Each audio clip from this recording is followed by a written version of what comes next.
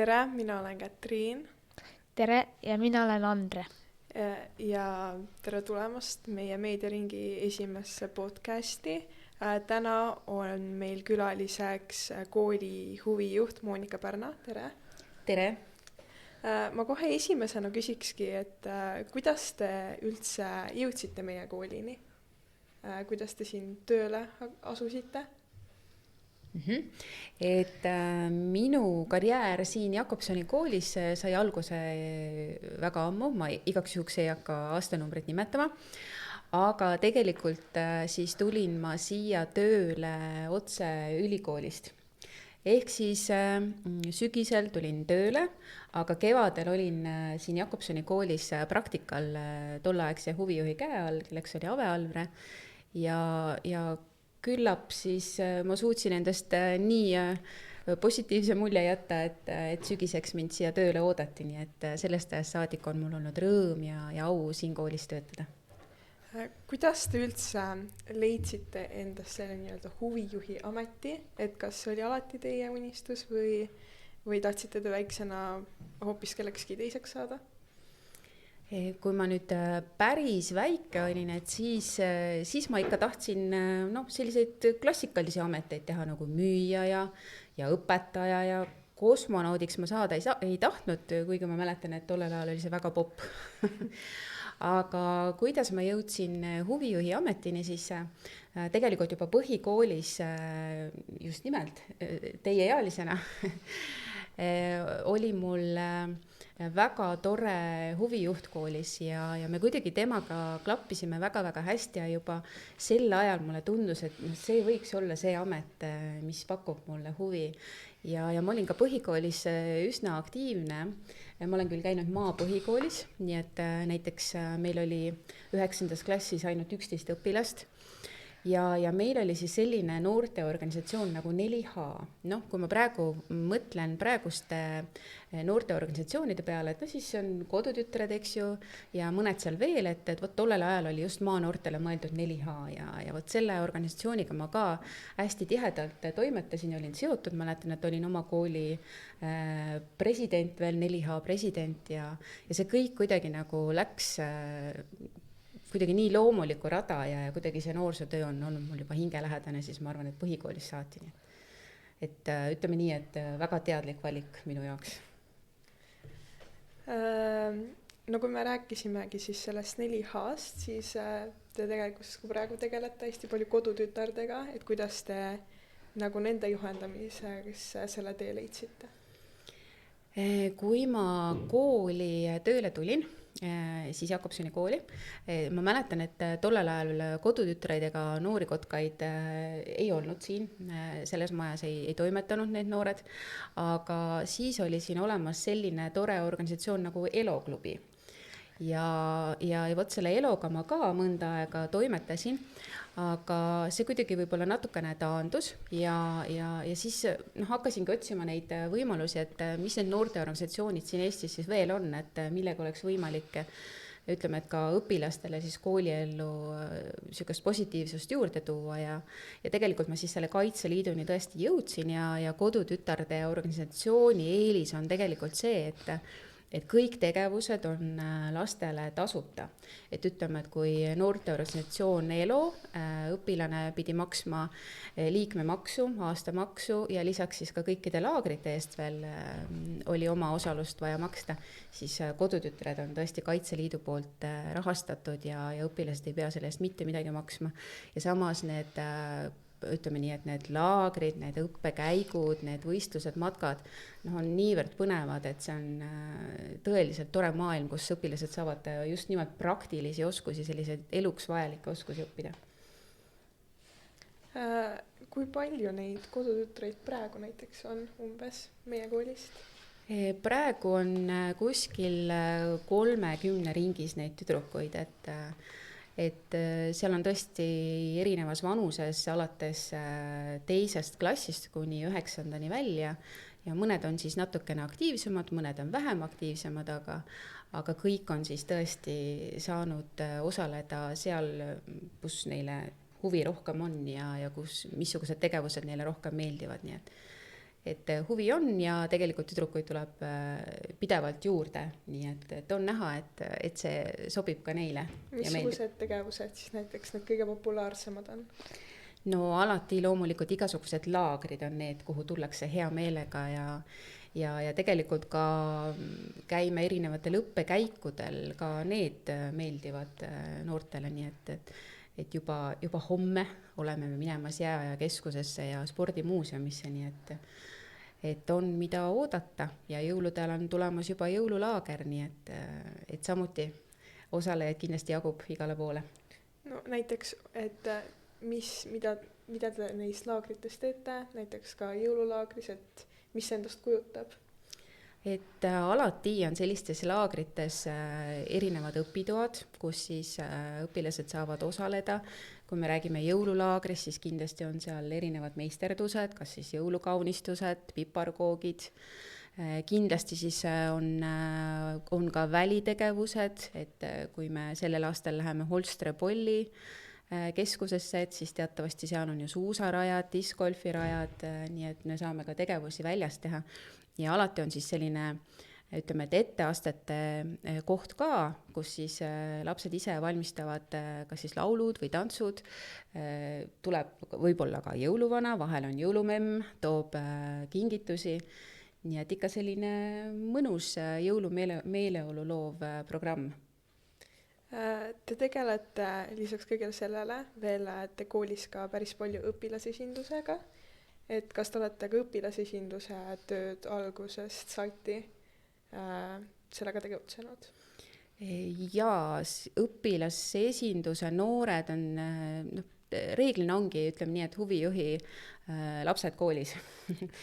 Et kui huvijuht ei ole just klassijuhataja, siis on tema lapsed õpilasesinduse liikmed, nii et nendega tõesti ma puutun kokku igapäevaselt ja päriselt nad on nagu minu enda lapsed, ja nad on veel nii tublid ja nii toredad, et rõõm on kohe öelda, et ausalt, need on minu omad. Aga tegelikult tõesti ma olen tegelenud nendega algusest peale. Ütleme nii, et kui ma kooli tööle tulin, et siis me ei olnud põhikool, vaid me olime gümnaasium ja siis reeglina olid õpilasesinduse liikmed ka pigem 10. kuni 12.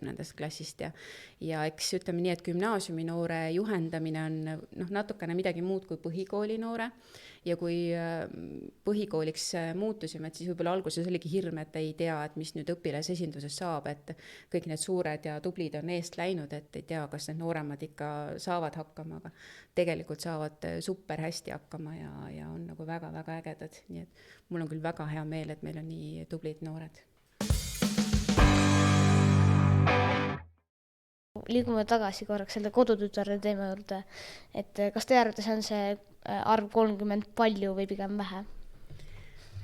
Tegelikult, kui ma nüüd päris ausalt ütlen, et siis see on üle isegi natukene palju, et just selle mõttega, et üks selline mõnus toimekas grupp reeglina ei ole väga suur, et kui meil on seal 30 tüdrukut, et siis see tähendabki, et võib-olla mingi punt tegeleb võib-olla rohkem omavahel, mingi punt on jällegi omavahel koos, et selles mõttes on see grupp natukene suur ja kui on tüdrukud veel ka erinevas vanuses, eks ju, et siis on selles mõttes juhendajale nagu raske, et ütleme, et need tegevused, mis võib-olla sobivad sinna 1.-2. klassi tüdrukule, on jällegi 8.-9. klassi tüdruku jaoks natukene liiga lihtsad või liiga titekad.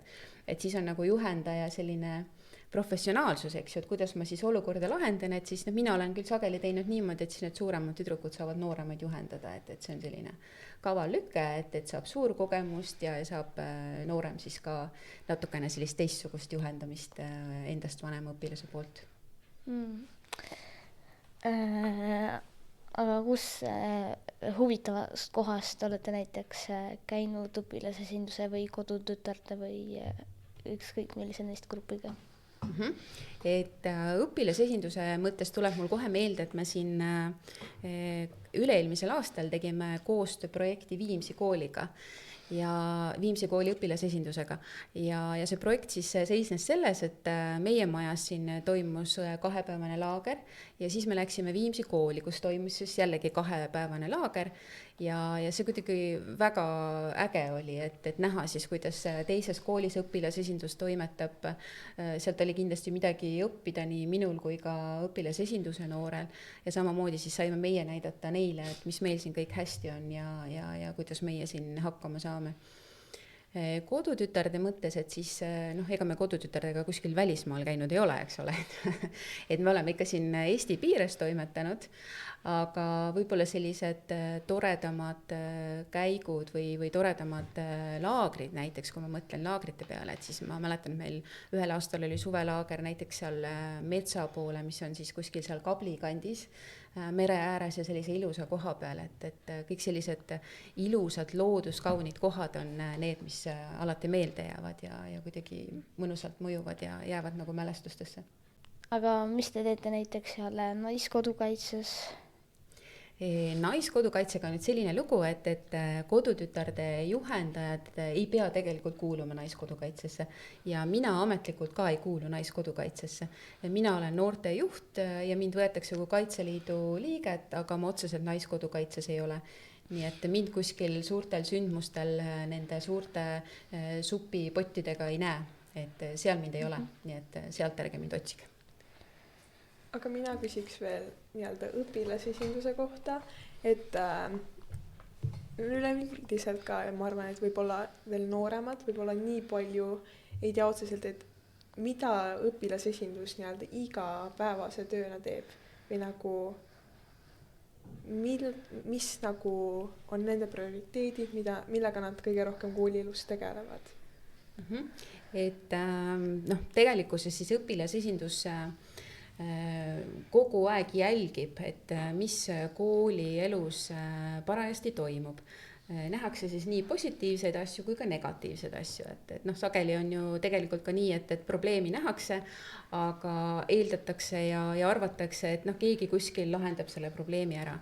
Et õpilasesindus on just see koht, kus me ka kogu aeg rõhutame ja üksteisele meelde tuletame, et me mitte ainult ei peaks märkama probleeme, vaid me peaksime siis nägema ka seda, et mida mina õpilasesinduse liikmena ära saan teha, et seda probleemi lahendada või midagi siis koolielus paremaks muuta. Et ütleme nii, et kindlasti üks suur osa on, eks ju, ka õpilasesindusel ürituste korraldamine, aga tegelikult ja päriselt ka siis ikkagi koolielu korraldamine ja koostöö tegemine nii juhtkonna kui õpetajatega ikka selle nimel, et kõigil õpilastel oleks siin hea olla. Küsiks veel siis näiteks seda, et kui me räägime õpilasesindusest, siis võib-olla küsiks ka nii, et kuidas täpselt õpilasesindussega näiteks kandideerimine on, et jah, stuudia, mis see ikka tuleb, et on vaja endast võib-olla kirjutada, aga kuidas see protsess siis täpselt käib, kuidas see valik käib? Meil siis õpilasesindusel on oma põhimäärus, et alati õpilasesindustel on dokumente, mille alusel nad tööd teevad, kus on siis välja toodud nii õpilasesinduse liikme kohustused kui ka õigused, kui ka siis see kandideerimiskord. Ja meil on siis niimoodi, et kõikidest 5. kuni 9. klassidest peaks õpilasesindusse kuuluma vähemalt siis üks õpilane, õigemini ongi üks õpilane, mitte vähemalt, vaid üks õpilane. Ja see, kuidas klassid siis selle esindaja valivad, see on nüüd tegelikult siis klasside enda otsustada. Et ma tean, et mõningal juhul on nii, et õpilased avaldavad klassis soovi, et antakse mis iganes käega märku, et mina soovin seal osaleda ja kui tahtjaid on rohkem kui üks, et siis tehakse nii-öelda valimised, et siis klass valib endale esindaja. Aga kui nüüd on klassis rohkem soovijaid, et siis tegelikult me oma põhimäärust just eelmisel aastal muutsime, mis tähendab, et lisaks ühele esindajale klassis on võimalik kandideerida ka vaba liikmeks. Ja vot, kui sa soovid nüüd vaba liikmeks astuda, et siis sa tõesti peaksid kirjutama Täpselt ei mäleta, kas ta oli nüüd 500 tähemärgiga või 500 sõnalise sellise avalduse põhjenduse, et miks sa arvad, et miks sina just sinna õpilasesindusse peaksid kuuluma ja mis need sinu mõtted sellega seoses on, et ja tegelikult siis praegune seis on niimoodi, et meil on õpilasesinduses 29 liiget. Seal on siis 17 klasside esindajat, meil on 17 klassi, 5-9 klass ja ülejäänud ehk siis 12 on vabaliikmed, mis on nagu väga-väga tore, sest vabaliikmeks päriselt tulevad siis need õpilased, kes kuidagi näevad, et vot see on see asi, mida ma teha tahan, et teda ei ole nii-öelda poolvägisi klassi poolt valitud, vaid see on tema kuidagi sisemine tahtmine ja motivatsioon midagi ära teha, nii et väga tore, et meil neid õpilasi on. Siis võib-olla küsiks veel õpilasesinduse kohta seda, et õpilasesindusel on ka juhatus, et kuidas seal need valimised käivad? Õpilasesinduse juhatuse nüüd valib õpilasesindus, et ütleme nii, et kui sügisel uus koosseis saab kokku, et sinna tulevad siis kõik nii vabaliikmed kui ka klasside esindajad ja vot siis niimoodi ühise arutelu tulemusena tekib üks selline tuumikgrupp, kes siis hakkab kuuluma juhatusse. Reeglina nad on, ütleme nii, et 3. kooliastmest ehk siis 7.–9. klassist ja nemad on siis tõesti selles mõttes tuumik, et kui muidu saab õpilasesindus korra nädalas kokku, et siis nemad saavad lisaks korra veel ja alati siis arutavad kõigepealt need teemad läbi, et mis lähevad siis arutlusele ka kogu õpilasesinduse liikmete ees. Ja neil on ikkagi selline natukene suurem vastutus võib-olla, et kui sellel lihtliikmel, mis tähendab, et ütleme, et kui president ja asepresident näiteks ei saa kuskil üritusel osaleda või sõna võtta, et siis antakse see õigus kohe järgmisele juhatuse liikmele. Nii et nad peavad siis sellega arvestama, et nende poole vaadatakse alt üles ja neil on võib-olla natukene suuremad ülesanded ja rollid ka õpilasesinduses. Tahaks küsida ära, et kas teie arvates on õpilasesindus nagu näeb välja nagu mingisugune riigivalitsus või midagi särast, et see on ikkagi nagu sinna toimuvad valimised ja siin juhatuses on ka valimised ja Jaa, absoluutselt, et seda me siin koolis ju tahamegi, et õpilased aru saaksid, kuidas ühiskond toimib ja kuidas me saame seda kooliellu, seda toimimist siis nii-öelda näitlikustada ja arusaadavaks teha, et võib öelda küll, et õpilasesindus on kõrgeim võim koolis, eks ju, mis puudutab õpilasi, nii et täpselt, nii ongi. Et ma arvan, et see õpilasesindus võiks täitsa olla Riigikogu, nagu on Riigikogu Eesti Vabariigis, just. Õpilasesindus, nagu te varem ka mainisite, siis korraldab päris palju üritusi, et millised on võib-olla sellised suuremad, mida õpilasesindus on korraldanud? Õpilasesindusel on sellised suuremad ja ütleme, sellised uhkemad traditsioonid on kindlasti siis õpilasesinduse vastuvõtt, mis on siis vabariigi aastapäeva paiku. Et kahjuks me tõesti eelmine aasta seda teha ei saanud koroonast tingituna, aga üldiselt see on selline tähtsündmus, ütleme siis õpilasesinduse jaoks, et see on selline vastuvõtu vormis, sinna tulevad kõik õpilasesinduse liikmed, kõik koostööpartnerid, nii koolisiseselt ehk siis ka õpetajad, juhtkond, kui ka kooliväliselt, et alati on kutsutud ka teiste koolide õpilasesinduste esindajad vastuvõtule. Ja see on siis selline, ütleme, et selline meeleolukas õhtu, kus on siis toredad esinejad. Siin ühel aastal meil oli näiteks vilistlane Eleren Tiit käis meil esinemas, et me alati siis püüame leida nagu sellised toredad esinejad, et see oleks nagu selline nii-öelda väikene preemia kõigile neile aktiivsetele ja tublidele lastele ja alati see õhtu siis lõpeb ka suure tordi söömisega, nii et saab torti ja lisaks siis jagame sellel vastuvõtul ka tiitlid. Nimelt on siis ka õpilasesinduse algatus Jakobsoni ja Koidula valimised ja võt sellel vastuvõtul siis me tavaliselt anname ka teada, et kes on need tiitlite omanikud ja laureaadid siis. Et ma arvan, et see on et selline eriline, et teistsugune, mida võib-olla teised õpilasesindused ei tee, et see kuidagi kindlasti eristab meid teistest, aga muidu on ikka sellised stiilinädalad, erinevad diskod, sõbrapäeva korraldamine, vahel ka vastlapäev, et täpselt nii, kuidas õpilased siis parajasti, missuguste ideedega nad lagedale tulevad, et reeglina me siis nende algatusi toetame ja nad saavad oma mõtted ellu viia. ja no näiteks stiilinädalal, kuidas näiteks seal need igasugused igapäeva need temaatikad tulevad, et kas te kõik tuletegi kokku, õpilased panevad oma mõtted kirja või kuidas see käib? See on nüüd ka niimoodi aastate lõikes on erinevalt, et vahel on niimoodi, et kui me aasta alguses paneme oma tegevusplaani paika ja panemegi siis nii-öelda kalendrisse kirja, et üks stiilinädal on detsembris, teine stiilinädal on näiteks märtsis. Ja tavaliselt, kui me aastaplaani teeme, et siis me kohe sinna nende ürituste või nende sündmuste alla kirjutame nimed, kes hakkavad nende asjadega rohkem tegelema. Nii et vahel on siis niimoodi, et meil on juba seal näiteks 3 õpilasesinduse liiget, kes hakkavad seda stiilinädalat korraldama, võtte siis nemad panevad need paika. See, kas nad kaasavad ja küsivad teiste käest, et see on nende enda otsustada, et reeglina nad küsivad, aga et ütleme, et siis niimoodi lõpliku valiku teevad siis nemad, kes on siis nii-öelda põhikorraldajad. No tuleme veel korra siis tagasi selle Jakobsoni ja Koidula juurde, et mis on need kriteeriumid, et saada kas siis Jakobsoniks või Koidulaks? Jakobsoni ja Koidula tiitel on meil nüüd ellu kutsutud selle mõttega, et just tunnustada neid õpilasi, kes on loovad, kes tegelevad kunstiga, et on kuidagi niimoodi humanitaarainetes väga tugevad, et mis iganes, osalevad filmides, käivad, ma ei tea, modelliks kuskil, kirjutavad midagi, luuletavad sahtlisse, annavad välja raamatuid, laulavad, et just selline kunstiline suund, et kunstiga tegelevad noored, et neid kuidagi tähelepanu alla rohkem võtta, et see on siis neile suunatud. Ja see ongi siis nii, et klassid jällegi teevad väikesed taotlused, kirjutavad iseloomustused, Koidula siis tüdrukule ja Jakobson poisile ja siis õpilasesindus vaatab need üle koos juhtkonnaga ja siis valitakse need Koidula ja Jakobson. Aga lähme siis veel rohkem selliste huvitegevuste juurde, et meie koolis on neid päris palju, et milline siis võib-olla on selline kõige pikema kestvusega huviring olnud?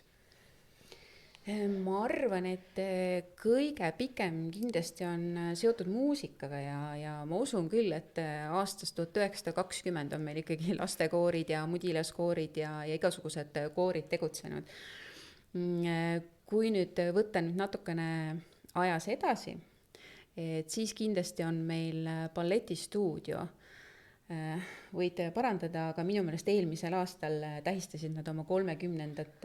sünnipäeva, mis tähendab, et väga pika traditsiooniga huviring ja tegelikult siis ka ütleme Eesti kontekstis ikkagi väga eriline, sest ma ei tea ühtegi kooli, mille juures tegutseks balletistuudio, et kindlasti siis vääriks ta praegu siin esile tõstmist. Aga muidu kindlasti on rahvatantsu alati tantsitud, et see kuidagi läheb ikkagi meie kultuurilooga kokku, et kui nüüd jällegi tulla nagu tänasesse päeva, et siis võib-olla ma jällegi tooksin välja need huvitavad huviringid, mis meil on nüüd alles hiljaaegu hakanud, et siin kindlasti võib nimetada meil kosmoseringi ja teadusteatrit ja muidugi ka meediaring, eks ole, et ju väga toredasti siin tegutsete praegu et need on sellised hästi huvitavad ja põnevad teemad, millega noored saavad tänapäeval tegeleda. Kuidas üldse nii-öelda neid huviringe koolid tuuakse või neid mõeldakse, et kas ongi siis küsitakse õpilastelt endalt nende huvide kohta või kuidas neid siis paika pannakse? Et no siin on ka erinevaid viise, et ütleme nii, et sellised traditsioonilised rahvatantsud, koorilaulud, et see on kuidagi nii kooli selline orgaaniline osa, et need on lihtsalt nagu olemas ja see traditsioon õnneks ikkagi jätkub ja jagub lapsi nii poistekoori kui ka lastekoori, et kuniks neid sinna jagub ja kuniks õpilaste huvi on, et siis kindlasti tuleb nendega jätkata ja samuti, kui me räägime tantsust ja laulust, et siis ikkagi see tantsu ja laulupeod, eks ju, mis meil siin on, noorte omad, üldlaulu ja tantsupeod, et need kõik tegelikult aitavad siin koolis ka seda elus hoida, seda traditsiooni. Aga muidu me küsime ikkagi õpilaste käest ka, et on meil iga-aastane huvitegevuse küsitlus, kus siis saame huvitavaid teadmisi, kuidas õpilased sooviksid vehklemist ja muid asju, et me küll kahjuks vehklemiseni veel jõudnud ei ole, aga no mine tea, eks ole, et selle aasta küsitlus on veel tegemata. Aga muidu ikkagi õpilaste huvidest ka lähtuvalt ja küllap me siis juba ka leiame need juhendajad, et meil ka praegu käivad mõned juhendajad väljaspoolt maja, et alati me võib-olla ei leia nii spetsiifilist juhendajat oma majast, aga et siis ka teinekord õpilased oskavad juhendada, et kus neid toredaid juhendajaid võtta oleks. Aga mis ringe te plaanite näiteks veel teha siin mõne aasta pärast või siis järgmisel aastal või? Vot, nüüd Andre, võid avaldada oma arvamust ja öelda, missuguses ringis sa järgmisel aastal käia tahaksid ja vaatame, kas see õnnestub. Et ühesõnaga ma praegu ei oska seda ette ennustada, et see kõik sõltub siis sellest, et kuhu suunas kool liigub, missugused huvid noortel tekivad, et ei julge öelda. Aga kui huvi on, õpilaste entusiasmi on ja nende algatusvõimet ja kõike seda on, et siis tulge oma ideedega ja usun, et ei ole isegi taevas mitte piiriks, sest kosmoses me oleme juba ju käinud. Millega te veel tegelete koolis peale huviringide ja traditsioonide ja kõige muu? Kui ma nüüd lähtun sellest, et mis on nii-öelda minu töö veel siin Jakobsoni koolis, et siis tegelikult olen ma nüüd ka 1,5 aastat olnud klassijuhataja, et minu juhatada on 8. B-klass, väga toredad noored, tervitan teid kõiki. Lisaks annan ma ka 5. klassides ettevõtlikkuse tundi ja 6. klassides siis ettevõtlikkuse jätkukursust.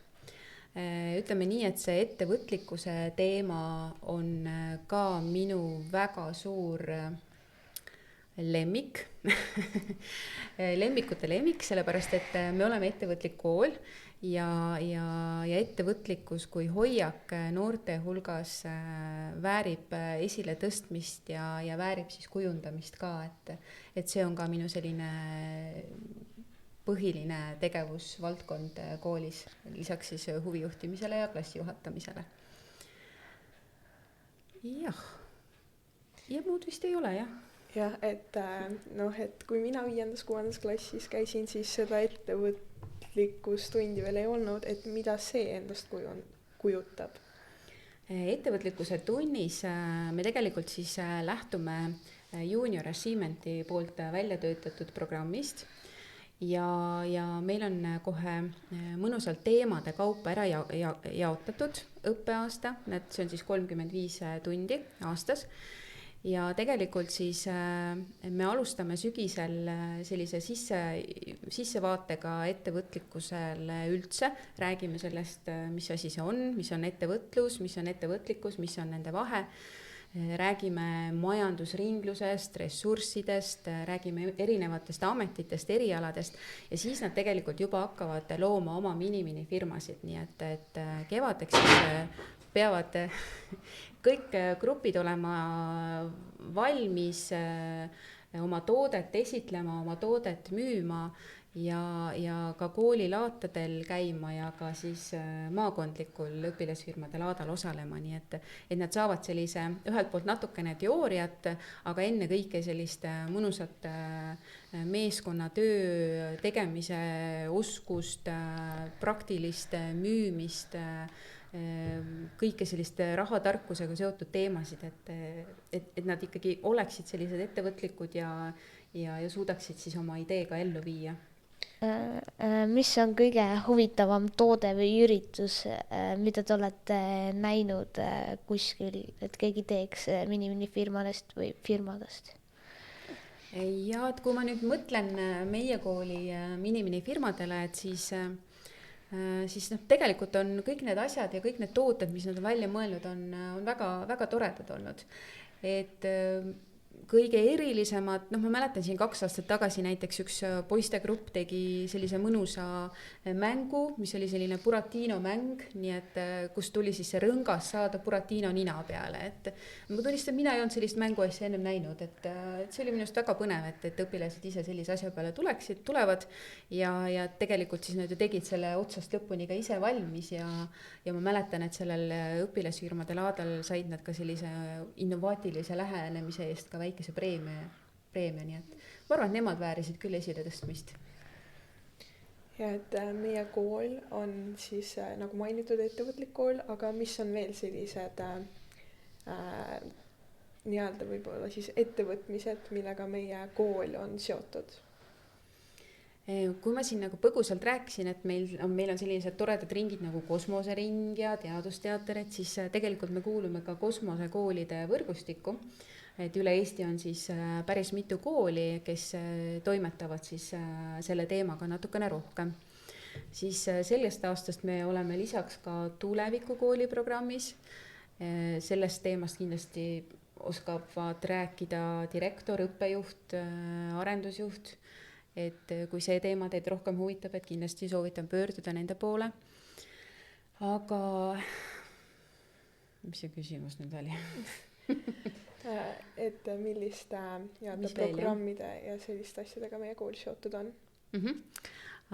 Lisaks siis me oleme ka tervist edendav kool, et mis tähendab, et tervis, vaimne tervis, liikumine, toitumine, et kõik on ka rohkem päevakorral ja me mõtleme nendele teemadele igapäevaselt, et meie lapsed oleksid võimalikult terved nii vaimses kui ka füüsilises mõttes.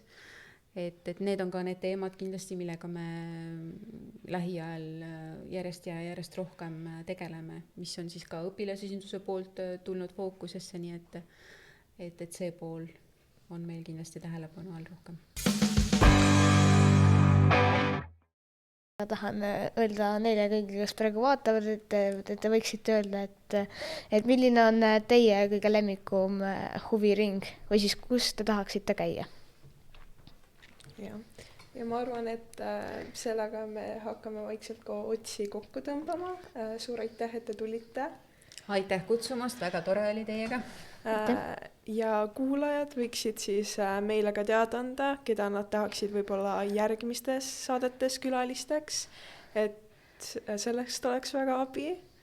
Aga jah, ma tänan teid kuulamast.